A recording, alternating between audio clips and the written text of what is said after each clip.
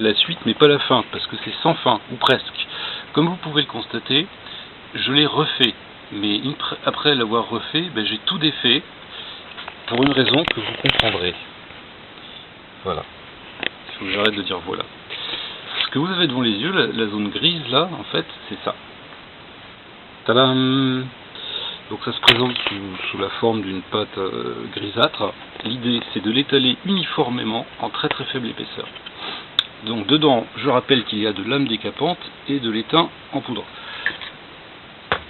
C'est un produit 2 en 1, parce qu'auparavant, les gens qui voulaient étamer, ils mettaient du chlorure de zinc ou de l'acide chlorhydrique, s'il veut ou pas, pour décaper la tôle. Il faut impérativement que la tôle soit mise à nu. L'idéal étant le sablage, je pense, mais il faudrait que j'investisse dans une sableuse, et c'est compliqué. Donc, sous vos yeux, vous allez voir ce qui se passe lorsqu'on chauffe ce mélange.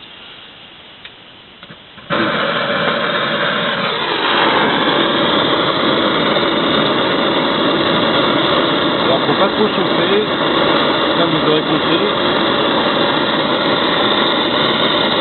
Le mélange va changer de couleur. Vous allez voir ce que vous voulez voir. C'est la devise de l'armée française en 1940. Hop, c'est parti.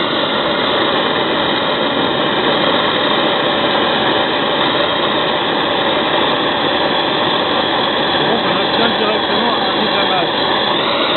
C'est l'intérêt du produit des en un. Alors si vous chauffez trop, lame décapante qui se trouve dedans va brûler et ça va empêcher l'étain d'adhérer.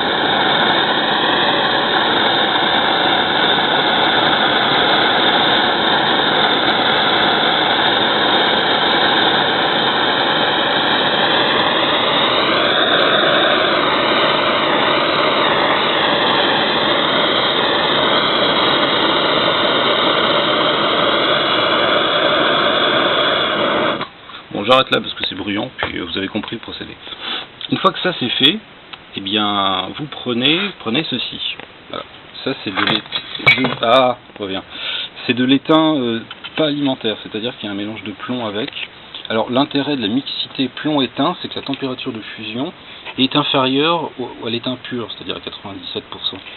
Ils font un peu plus rapidement et c'est très très pratique. Donc vous coupez un petit peu de brun, vous mettez vos petits bouts de brun sur la partie qui a commencé à être étamée, ce qui va faire ça va faire une petite flaque d'étain. Et avec ce chiffon qui est trempouillé dans le pot avec la substance blanche, qui est de l'authentique syndicaliste CGT recyclé. Oui, quand les syndicalistes meurent, eh bien, ils finissent en pot. Bon, accessoirement, vous pouvez aussi utiliser de la graisse de bœuf, on appelle ça du suie. Donc vous imprégnez de suie, et tout en chauffant, c'est pour ça que je ne peux pas vous le montrer parce qu'il me faudrait 3 mains, eh bien vous étalez votre flaque d'étain. Voilà. Et après, quand c'est pas trop mal fait, bah, ça fait ce qu'il y a à côté, ou là. Voilà. Donc vous voyez que j'ai quand même bien avancé. Constaterez aussi que l'établi est mieux rangé. N'est-ce pas? Voilà. Bon, bah moi je vais y retourner parce que ça va pas se faire tout seul. Si, une dernière petite chose, j'avais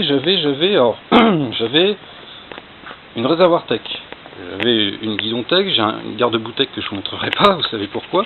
Et j'ai reçu, il y a 2 jours, tadam, une robinet tech. J'en avais pas encore. Pourquoi une robinet tech? Bah, pourquoi pas. Ce sont des robinets ouest-allemands, donc fabriqués dans les années 60. Qu'est-ce qu'ils ont de particulier? Alors déjà, ils sont originaux, ils ont des formes un petit peu différentes de ce qu'on trouve actuellement en reproduction. Parce qu'il faut savoir que les reproductions de robinets anciens sont ni faites ni à faire. L'alliage est de mauvaise qualité et ce sont des modèles stéréotypés, un petit peu comme la plupart des pièces pour café rasseur ou machines anciennes. Alors ceux-ci sont en aluminium, intégralement en aluminium, qui est un matériau noble. Ils possèdent aussi des cuves de décantation, ce qui peut être très très pratique. Là, voilà, l'essence coule dans la cuve et la décantation se fait dans la cuve. Un intérêt très intéressant, cette pièce-là qui est orientable, c'est la sortie d'alimentation en essence qui va vers le carburateur. Vous pouvez l'orienter, c'est-à-dire que vous pouvez faire passer votre tuyau où vous voulez. Et lorsque vous faites des modifications, des montages un petit peu bizarres avec des carburateurs non d'origine, c'est très pratique d'avoir une sortie d'essence orientable. Voilà, il y a différents modèles. Un peu moins joli celui-là, mais quand même noble.